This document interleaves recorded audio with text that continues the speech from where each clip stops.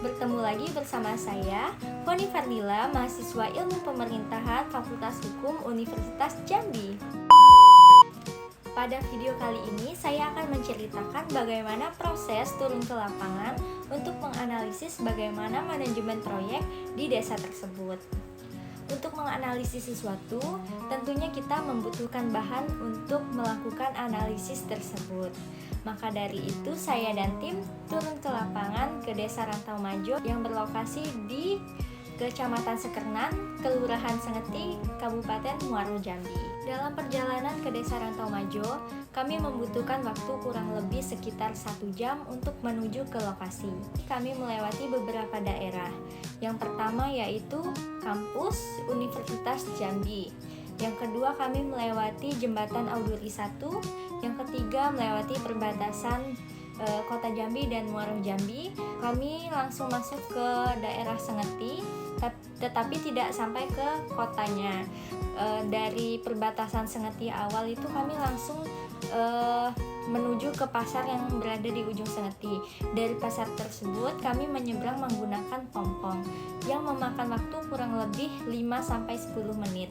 Karena lokasi desa dari Pelabuhan Pompong itu cukup jauh, jadi kami menyeberang pompong itu tidak hanya membawa badan, tetapi juga motor yang diangkut ke atas pompong.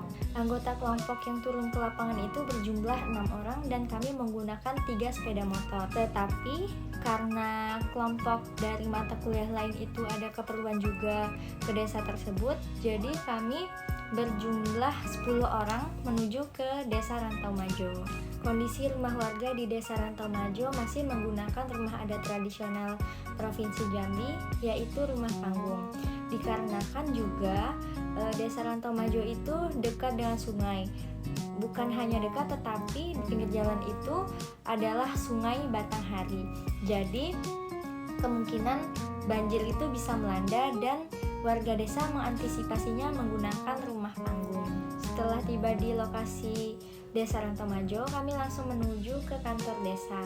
Tetapi sebelum bertemu dengan Kades, kami membuat janji terlebih dahulu sebelum turun ke lapangan. Sekitar kayaknya itu 2 hari sebelum turun ke lapangan, kami menghubungi Kasim Desa Rantau Majo. Di desa itu kami disambut dengan baik dengan warga setempat dan perangkat daerah di desa tersebut. Selain disambut dengan baik, kami juga disuguhkan beberapa makanan dan segelas air putih. Tetapi kami juga membawa buah tangan dari kota untuk perangkat daerah yang di kantor Desa Rantau Majo. Di kantor desa itu kami berbincang dengan 3 perangkat daerah. Yang pertama itu ada Kepala Desa Rantau Majo sendiri, yang kedua ada sekretaris desanya, yang ketiga ada Pak Kasimnya. Dalam perbincangan tersebut kami membahas beberapa hal. Yang pertama yaitu profil desa yang mencakup kondisi alam atau kondisi geografisnya, yang kedua perekonomian, yang ketiga pendidikan, dan berbagai hal lainnya. Mengenai letak strategis Desa Rantau Majo, desa ini memiliki 3 dusun dan 8 RT. Secara tipologi, wilayah Desa Rantau Majo ini terbentang di pinggiran Sungai Batanghari dengan luas wilayah kurang lebih 838,8 hektar dengan batas-batas wilayah sebagai berikut. Yang pertama yaitu sebelah utara. Sebelah utara Desa Rantau Majo ini berbatasan dengan Desa Suaputat, Desa Gerunggung, dan Kelurahan Sengeti. Kemudian sebelah selatan yaitu Desa Tantan. Kemudian sebelah timur berbatasan dengan Kelurahan Sengeti dan Pulau Kayu Aro. Kemudian yang terakhir yaitu sebelah barat berbatasan dengan Desa Teluk, Kecamatan Pemayung, Kabupaten Batanghari. Untuk jumlah penduduk, Desa Rantau Majo memiliki 1.113 jiwa dengan rincian 577 jiwa laki-laki, 536 jiwa perempuan, dan 350 kepala keluarga. Sebagian besar mata pencaharian Desa Rantau Majo ini merupakan petani atau perkebunan serta mayoritas agama di desa adalah Islam. Tetapi penduduk di Desa Rantomajo masuk ke dalam kategori miskin karena tercatat di dalam RKP Desa Rantomajo ini ada 35 kartu keluarga itu kategori sangat miskin, kemudian 60 kartu keluarga berkategori hampir miskin, kemudian 40 kartu keluarga berkategori miskin, kemudian ada 10 kartu keluarga kaya, dan yang sangat kaya hanya ada 1 kartu keluarga.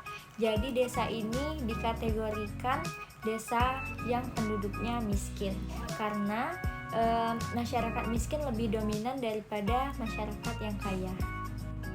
Namun untuk kondisi kesehatan di Desa Rantomajo ini baik karena tidak ada anak yang menyandang gizi buruk, tidak ada kematian balita atau bayi, dan tidak ada kematian ibu melahirkan. Cakupan gizinya hampir 100% terselenggara dengan aman. Dalam menerapkan manajemen proyek, Desa Rantomajo ini termasuk sudah menerapkan karena proyek yang saat ini sedang dibangun adalah pembangunan jalan. Untuk menuju ke Desa Rantomajo ini tidak hanya 1 jalur tetapi ada 2 jalur. Nah, proyek yang sedang dibangun di Desa Rantomajo saat ini yaitu pembangunan jalan dari Sungai Duren menuju ke Desa Rantomajo. Kalau dari Sungai Duren ke Desa Rantomajo itu cukup menghemat waktu sekitar 45 menit. Itu lebih hemat waktu daripada kita lewat dari Auduri.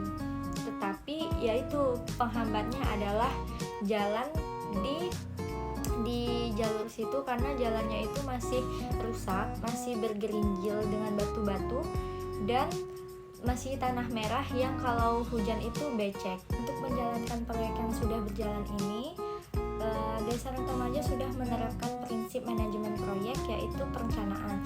Karena untuk membangun jalan ini, Desa Rantomajo itu tidak bisa menggunakan dana anggaran dari desa. Untuk pengorganisasian, Desa Rantomajo juga sudah menerapkannya dari membentuk tim untuk yang memberikan pengarahan dan pengawasan. Tetapi untuk pengawasan itu ada juga yang dari pusat karena pembangunan jalan itu merupakan kolaborasi proyek antara desa dengan kabupaten. Jadi pengawas dari desa ada dan pengawas dari pihak luar juga ada. Bukan hanya proyek luaran tetapi tindakan-tindakan di desa seperti BLT, pencegahan stunting, pembinaan perempuan itu juga menerapkan prinsip manajemen proyek.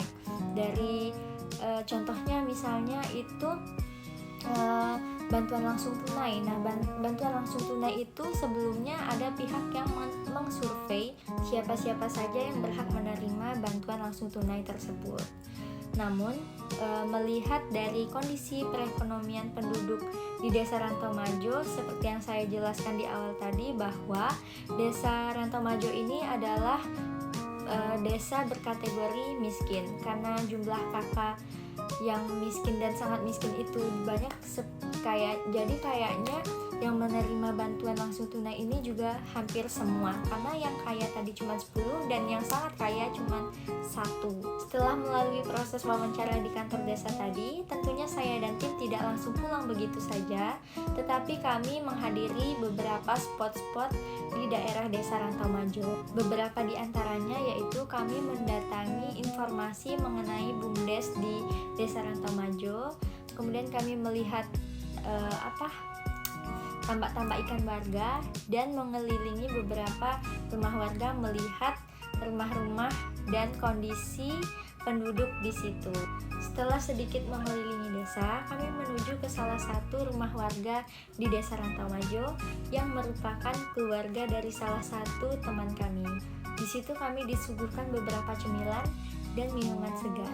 Ternyata penduduk di desa tersebut mata pencariannya tidak hanya petani dan pekebun, tetapi juga ada yang memanfaatkan sungai di desa tersebut. Jadi di desa tersebut kan ada tambak ikan ya, tambak ikan milik warga. Nah, itu mereka menjadikan tangkapan ikan tersebut menjadi kerupuk yang akan dijual ke pasar-pasar.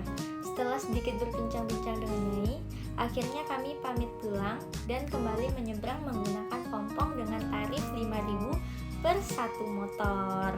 Baiklah, mungkin itu saja yang dapat saya ceritakan pada video kali ini. Lebih dan kurang perkataan saya mohon dimaafkan. Wassalamualaikum warahmatullahi wabarakatuh. Sampai jumpa di next video. Bye bye.